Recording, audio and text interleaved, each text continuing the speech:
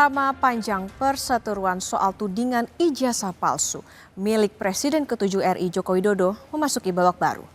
Setelah berbulan-bulan menjadi perdebatan di ruang publik dan media sosial, Polda Metro Jaya resmi menahan Roy Suryo dan Dr. Tifa yang selama ini vokal terkait tudingan itu.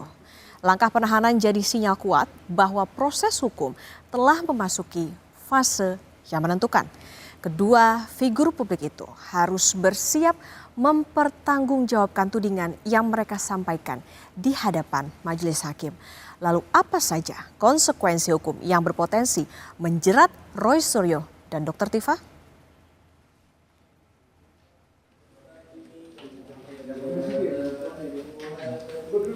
Jumat pagi menjadi momen tak terduga bagi Roy Suryo dan Tifauzia Tiasuma atau Dr. Tifa.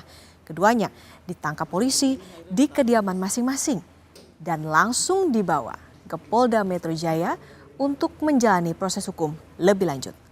Sebelum ditangkap saudara, Roy Suryo dan Dr. Tifa telah berstatus tersangka dalam kasus tudingan ijazah palsu mantan Presiden Joko Widodo. Alasan penangkapan atas Roy Suryo dan Dr. Tifa adalah tindak lanjut pelimpahan tahap 2 ke Kejaksaan Tinggi DKI usai berkas perkara ijazah palsu dinyatakan lengkap atau P21.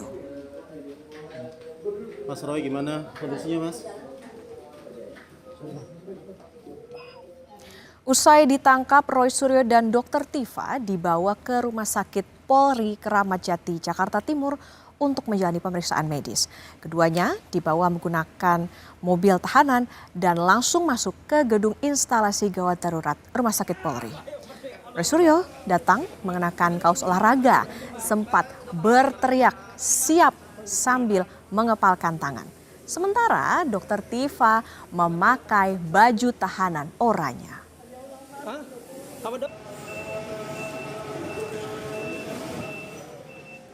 Belum 24 jam dari penangkapan, Roy dan Dr. Tifa batal ditahan.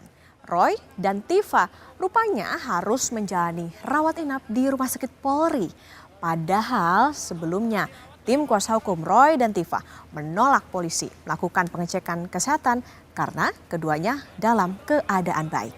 Namun kuasa hukum Roy dan Tifa, Refli Harun, bilang hasil pemeriksaan menunjukkan ada penyakit bawaan keduanya yang perlu penanganan lebih lanjut dengan rawat inap. Dr. Tifa mengalami GERD karena terlambat makan dan stres. Sedangkan Roy Suryo tidak dirinci kondisinya. Tidak mau rawat inap, tetapi setelah berkonsultasi dengan istrinya, kemudian dengan lawyer, akhirnya bersedia untuk rawat inap. Berapa lama Prof kalau rekomendasi dokter? Berapa lamanya kita mana tahu, ya kita mana tahu. Apa yang dialami Roy Suryo sekarang mengingatkan pada peristiwa tahun 2022. Ketika itu saudara, Roy Suryo ditahan karena kasus unggahan meme stupa Candi Borobudur yang diedit mirip wajah Presiden Jokowi. Roy dijerat Undang-Undang ITE dan pasal penodaan agama. Saat diperiksa polisi sebagai tersangka, Roy Suryo sempat keluar ruang pemeriksaan dengan kondisi tidak sehat, seperti menggunakan penyangga leher ataupun kursi roda.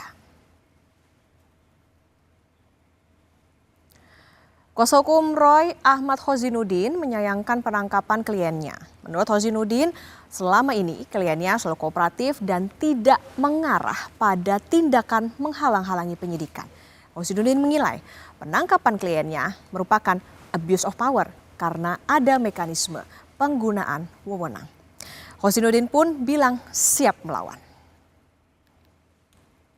Dan ini menjadi konfirmasi bahwa memang benar hukum itu hari ini sedang ada pada narasi atensi dan intensi. Atensi dari Solo, Saudara Joko Widodo, intensinya ya untuk menekan Pak Roy dan yang lainnya termasuk Bu Tifa agar mereka melemah, agar mengambil pilihan berkhianat kepada rakyat sebagaimana yang sudah ditempuh oleh 3 orang pengkhianat sebelumnya.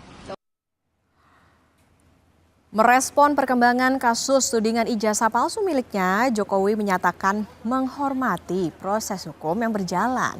ia juga siap datang ke persidangan membawa ijazah asli. Mengenai keberadaan ijazah aslinya, Jokowi bilang masih dipegang penyidik Polda Metro Jaya sebagai barang bukti.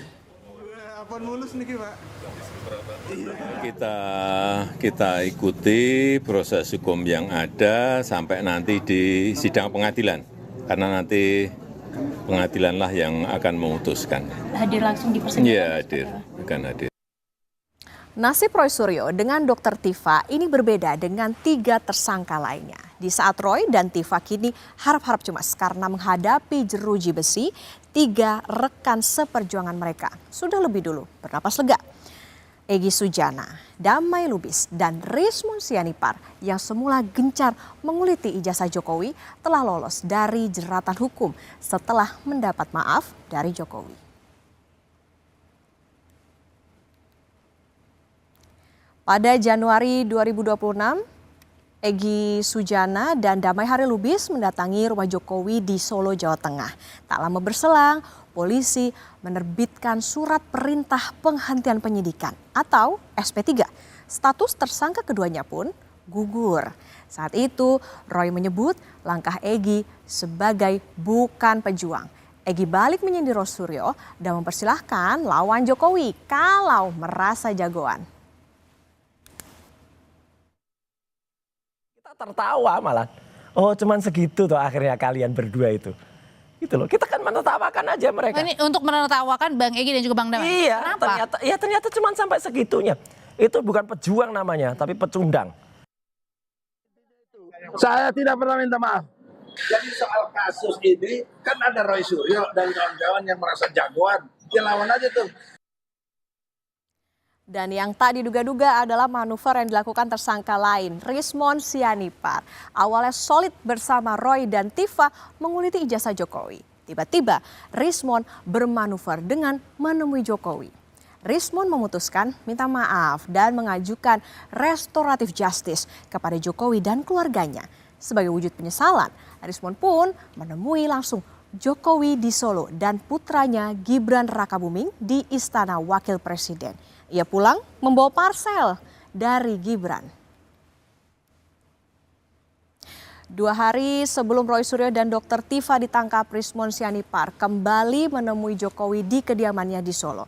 Rismon memberikan buku berjudul Otentikasi Ijazah Jokowi sebagai ucapan terima kasih.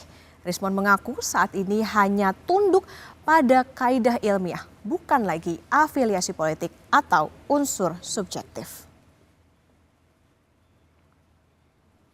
Dalam kasus tudingan ijazah palsu Jokowi, kini tersisa 1 klaster tersangka, yaitu Rustam Effendi, Rizal Fadilah, dan Kurniatri. Apakah ketiganya akan mengikut jejak Egy Sujana CS berdamai dengan Jokowi atau tetap pada pendirian mereka dengan segala konsekuensi hukum yang mungkin dihadapi? Kasus tudingan ijazah palsu Jokowi yang berlarut-larut menyita perhatian publik kini bersiap memasuki masa pembuktian di ruang pengadilan. Publik menunggu apakah yang selama ini gencar disampaikan Roy Suryo dan Dr. Tifa adalah kebenaran atau sebaliknya, fitnah dan pencemaran baik seperti pasal yang dijeratkan kepada mereka. Fakta hukum di persidangan nanti diharapkan mampu mengakhiri polemik dengan segala spekulasi dan kegaduhan di ruang publik.